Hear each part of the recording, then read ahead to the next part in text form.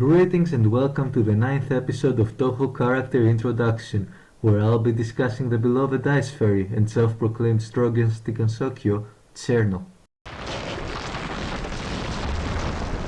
Cirno first appeared as the stage 2 boss in Embodiment of Scarlet, but she's made countless appearances since, be it in her own spin-off game, the mangas or even the mainline games, as she was playable in Hidden Star in 4 seasons. Personality-wise, Cirno is often depicted as childish and sometimes even outright stupid.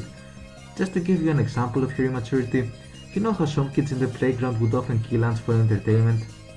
Yeah, Cirno kinda does the same thing, only with frogs, playing around by freezing them. Though to her credit, she's one of the few fairies that know how to read and count, being able to even calculate fractions, thus making her better at math than half the people watching this video.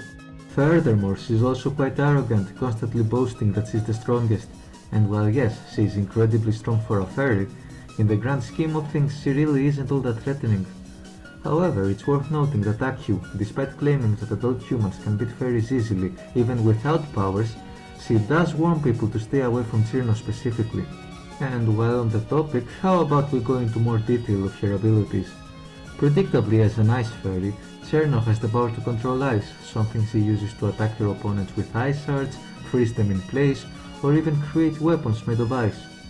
She's even shown freezing Damaku, even fire ones, but she's unable to do so to laser attacks.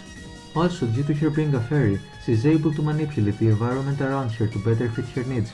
In this case, Cirno makes everything around her cooler, not by much though, but it's something I guess. Lastly, her strongest power as a fairy is the ability to essentially respawn after dying, since all fairies eventually reform after death. When it comes to her relationships, Cirno is both friends and rivals with the 3 fairies of light, as they tend to hang out together while also competing with each other. Surprisingly, the EoSD and Cirno aren't nearly as close as the fandom shows them to be, since in the actual canon they are mere acquaintances, Cirno having even forgotten about her.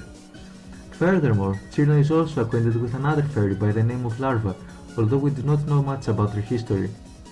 Finally, there is Lady Whiterock, a yokai with a similar ability to Cirno, something that angers her greatly since she dislikes being compared to her.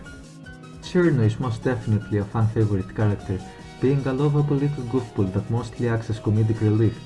In fact, that is most likely the reason why she is particularly popular in the meme side of the fandom, as she's basically free material to work with. Well, if you enjoyed this video, then please check out the video currently on your screen, subscribe for more, and leave a comment telling me which character you'd like me to talk about next. Have a good one!